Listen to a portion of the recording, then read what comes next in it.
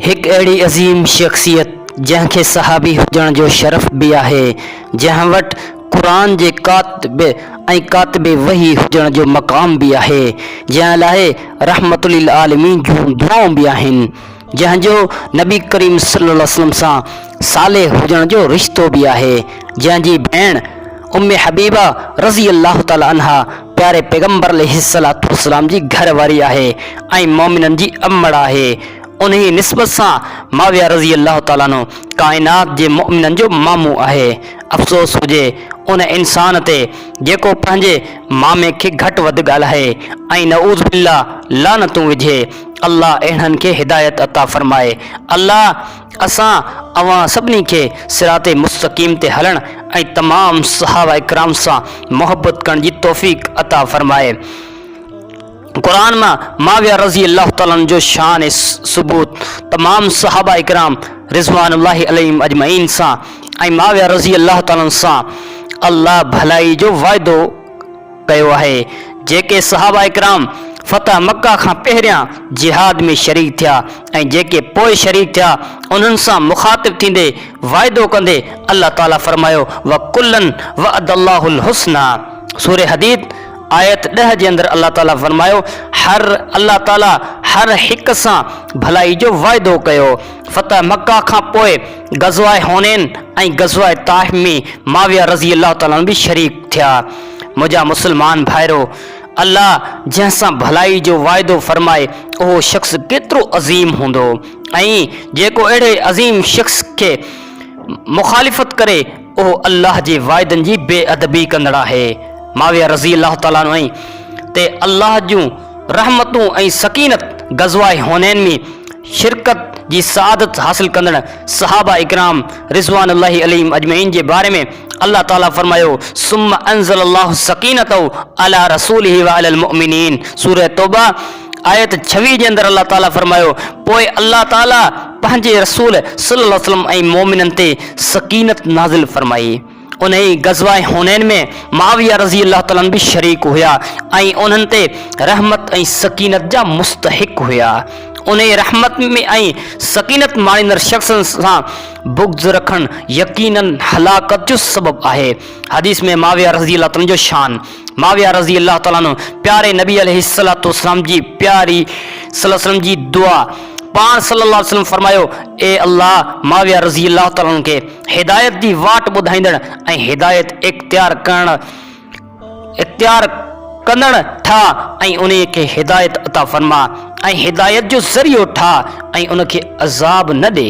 ये हदीस सुनन तिरमिज़ी में मुस्नद अहमद ऐं तारीख़ुल कबीर लिल बुखारी में ऐं तारीख़ बगदाद में सही सनद सां इहे रिवायत मौजूद है। जंहिं शख़्स लाइ हिदायत जी अहिड़ी अज़ीम दुआ हस्ती मोहम्मद रसूलुल्लाह सल्लल्लाहु अलैहि वसल्लम कई हुजे, छा उन सां नफ़रत उन ते गुमराही जी फतवा जायज़ थी सघे थी? हरगिज़ न। जंहिं शख़्स लाइ एॾियूं अज़ीम दुआऊं प्यारे नबी करीम सल्लल्लाहु अलैहि वसल्लम जी ज़बान ते जारी थियूं उन लाइ रज़ी अल्लाह ताला जा लफ़्ज़ भी हुआ। असांजी ज़बान ते न अचनि त असीं हिदायत ऐं दुआउनि खां इंतहाई परे हलिया वेंदासीं।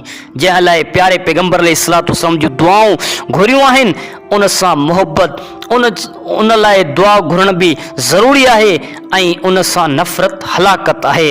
प्यारे पैगंबर अलैहिस्सलातु वस्सलाम माविया रज़ी अल्लाह ताला जे लाइ इल्म जी दुआ ऐं अज़ाब खां निजात जी दुआ पाण सल्लल्लाहु अलैहि वसल्लम फरमायूं ए अल्लाह माविया रज़ी अल्लाह ताला के हिसाब ऐं किताब सिखार ऐं उन खे अज़ाब खां बचा। ये मुस्नद अहमद जे अंदर रिवायत मौजूद है सही सनद सां ऐं इब्न खुज़ैमा ऐं इब्न हिब्बान में भी यह रिवायत मौजूद है।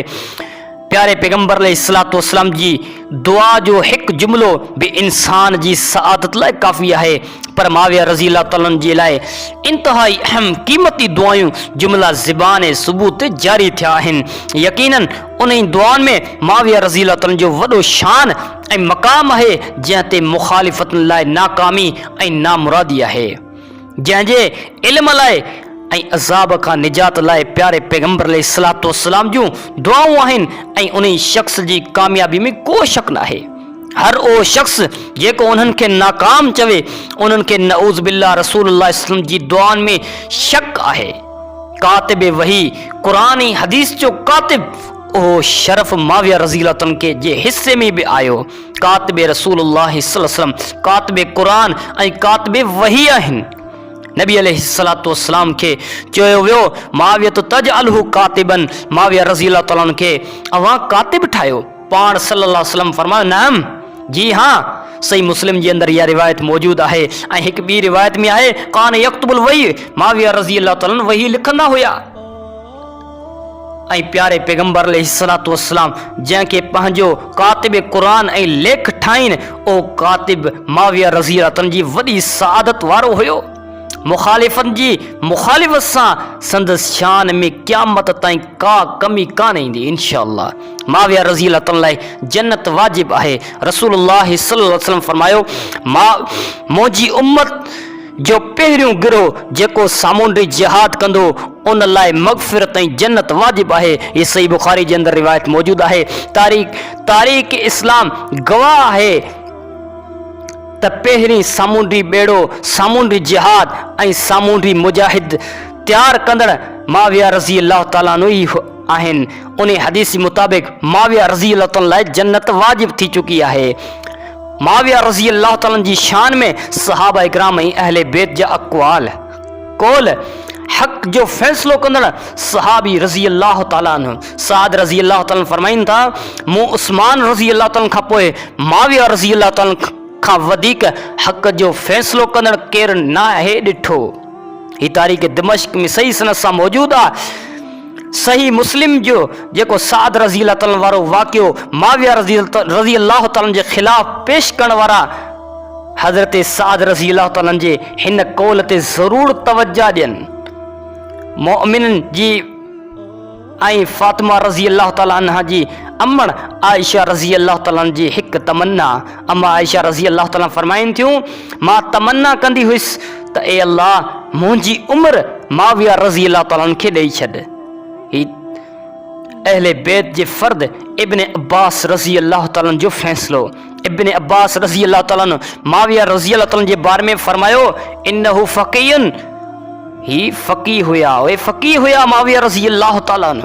ही सही बुखारी जे अंदर इब्न अब्बास रज़ियल्लाहु तआला जो कौल मौजूद आहे, फरमान मौजूद आहे। फैसला कुन कौल रबिया बिन नाफिया हलबी रहिमहुल्लाह फरमाइन था माविया रज़ियल्लाहु तआला सहाबा इकराम रिज़वानुल्लाहि अलैहिम अजमईन लाइ पर्दो आहिनि। जॾहिं को पर्दो हटाए छॾींदो त पोइ पर्दे जे पोयां वारी शयुनि ते जसारत करण लॻंदो आहे।